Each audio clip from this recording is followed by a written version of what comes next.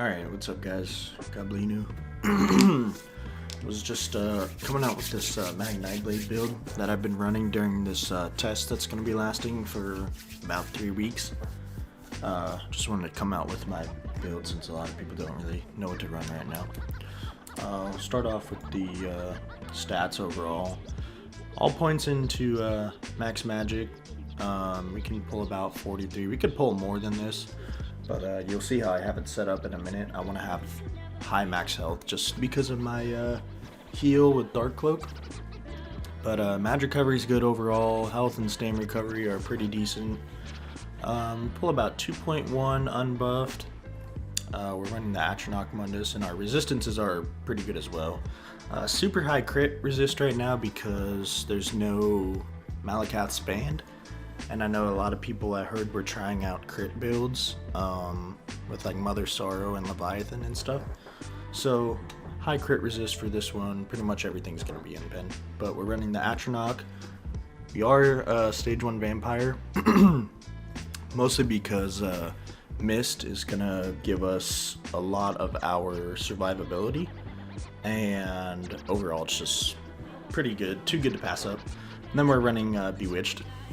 So let's go ahead and just hop into the gear. So for the gear, the monster set you can change.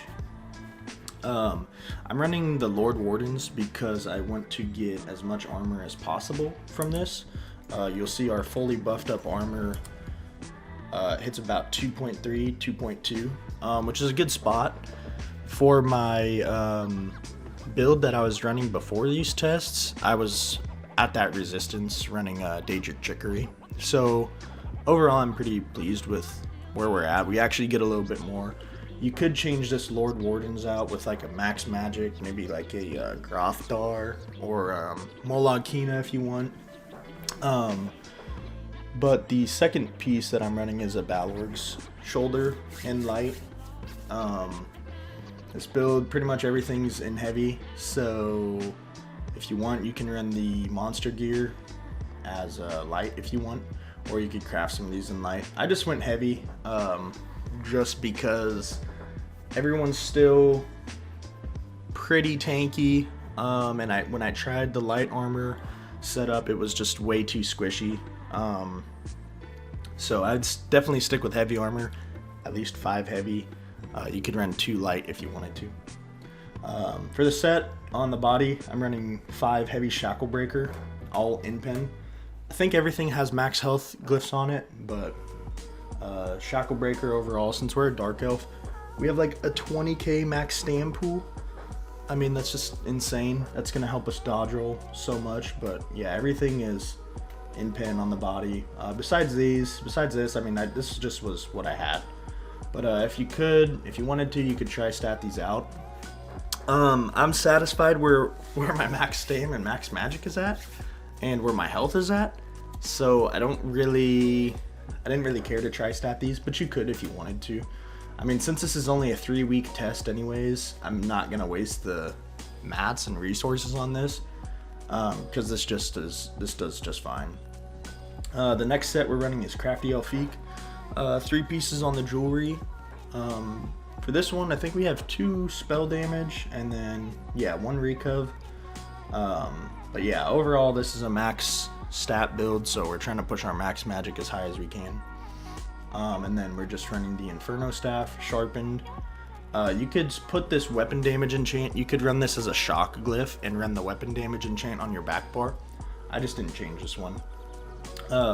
And then on my resto, though, I am running a Crusher glyph and a powered resto. So overall, this build has done me pretty well. We can get pretty high burst combos going out with it. Actually, it does a lot more damage than my Daedric Trickery build puts out. But yeah, I mean, we can survive in this. I mean, I can tank for a pretty long time with this setup. So let's jump into the skills. Shouldn't really be any surprise of what we're running. Swallow Soul, pretty much just your main little spammable. Doesn't really do much damage, but gives you a little bit of heals. Degeneration, major sorcery. It's just kind of obvious. Does a little bit of damage. For our stun, you can use Fear. I've been rocking with Fear because the way I like to play, I try to stay pretty close. I know some people play the Magblade ranged, and that's cool. I like playing it close, just so I can kite behind them and dodge like Wrecking Blows and Sub Assaults from Wardens. But if you wanted to take Mass Hysteria off, you could run Destructive Clench. I just don't really like this skill that much, so I'm just trying to stay away from it. But I mean, if you wanted to, you could run it, or you could run the Vampire Fear. They're pretty much all the same. I just like this one the best. It also gives us a passive. Where is it? So not only does Dark Cloak, so casting a Shadow ability will basically give us our 6k physical and spell resistance buff, increased by 25% for each amount of heavy armor. So we can get a 15-second armor buff, but Dark Cloak does that, so on the back bar we can get that buff. But if we're on our front bar, when that runs out, we can cast Fear if we're doing our combo and still keep that up. So that's actually pretty cool, considering that you don't just want to have to always go to your back bar. I mean, if you don't necessarily have to. So it's kind of nice how it works out. We're running Elemental Drain, which is just to reduce their resistance, and we get a little bit of magic back when we attack them. I would say you could probably swap this out for something else, but honestly, I personally wouldn't. If you wanted to, you could. But the Fracture is pretty good, because I heard a lot of people are also running like Fortified Brass right now too. So next up is Merciless Resolve. This is the bow proc. It's pretty self-explanatory why you would use this. We have Meteor as our ult. You could run Soul Harvest. I don't really like this one because although you get it pretty fast, it tends to miss a lot from what I've noticed. Same thing with Meteor, but you can kind of combo this with the stun a little easier, I feel like, and the bow. Plus it's AoE and does a nice little dot after. Soul Harvest is good, I just not really a fan of it. I've noticed it doesn't really pull much damage, so it's whatever, you could run it if you want. For our back bar, we have Mist. Like I said, we're Vampire Stage 1, so you'll be misting around a lot. Next up is Rapid Regen. Probably your main spammable heal. Yeah, just self-explanatory. It's pretty much too good to pass up. Out of all of our heals, it's really, don't know if it's our main one, I guess, but it's definitely doing a majority of the healing. We get a little bit from Swallow Soul, but not too much. Dark Cloak is our next ability. Like I said, when we cast this, we'll get an armor buff from the passive. Heals us for a good amount, and we get minor protection, so that's awesome. Next up is Shadow Image. No surprise here, Magicka Nightblade, running Shadow Image. I mean, I love this because let's say I can drop it here. You know, let's say I have to mist around. I'll just go back, right? Like this combo with these two right here is just, it's too good. You can shade, you know, you get 75% reduction. Okay, shade around, and then whenever you need to go back, you know, you can teleport. You got a lot of the dummies on you that you're trying to kite. It's just a good setup. It's gonna keep us alive a lot. But last skill is Siphoning Attacks. Pretty much for the recovery that we have at this build, what our stats are and everything, you need to run this as an absolute must. Gives us a lot of our sustain through just dealing damage. And at the end we get like a 4k burst of magic back. For our ult back bar, we have Life Giver, which is the rest ult. I really don't use this one that much. You could run Undo, but I prefer this because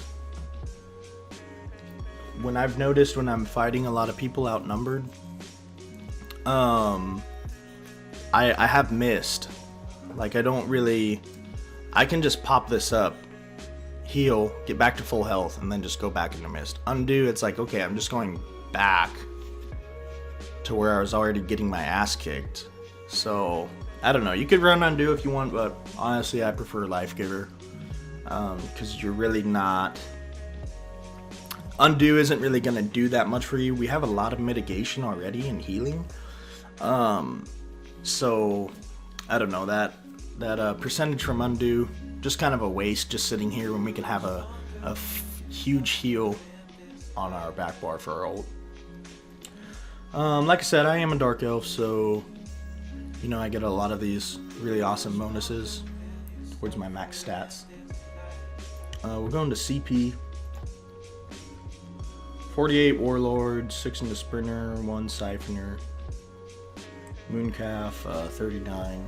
You can put this into Tenacity if you want, but on my other build I was running Eternal Vigor, so that's why it's there, and I like it, so I kept it. I do sprint around a lot, and we do dodge roll a lot, so I kind of want that Stain Recuv to kind of come back a little quicker. 75 into Arcanist. We got 40 into Tumbling, and 61 into Shadow Ward. The way I play this build, like I said, it's close quarters, so I tend to do a lot of blocking, even if it's just for like a quick second on my back bar, which helps mitigate so much damage. But we do dodge roll a lot, we do block a lot, so that max stain really helps. Next we have 37 into Bless. We're just trying to pump the hell out of our heals. So Elfborn, I have 20. Our spell crit isn't that high, so I just put about 20 points into this. Thought that was a good amount. 75 into Ellie Expert, 14%. Spell Erosion, we have a lot into Spell Erosion. Since we're not running light armor, we kind of want to make up for that penetration. Master at Arms, you put 81. There's nothing really else. You could put some of the points into Staff Expert if you want, but that's really up to you. I probably would, maybe if you wanted to, maybe take 15 points out of here and put it in, but I kind of wanted to maximize the efficiency of my bow proc. And then we have no Thaumaturge because nothing that we really run is super dot intensive. 61 Ironclad, 60 into Resistant, 40 Thick-Skinned, 40 Elemental Defender, and 40 Hardy. You could take some of these points out of here of Resistant and put them into these and a couple into this, but that's up to you. And then I have 29 into Quick Recovery. Like I said, just trying to get our heals up as best as we can. I think that's pretty much everything. Like I said, you could run some other monster sets, not that I have any on file right now, but if you do struggle with sustain, you could always go with Witch Mothers. It's not really necessary, you shouldn't have any issues with sustain on here, but if you are, you could always swap out some of these glyphs too. We are running the Achinocomundus, so you could, if you feel the need to change it, you could gain the Mage Mundus, get some more max magic. But overall, I think the build is pretty set up to its maximum efficiency with this gear. If I have any changes, I'll probably post them in the coming days. This is only the second day of the test, so people are still trying out all kinds of setups. But anyways, thanks for watching, and we will see you on the next one.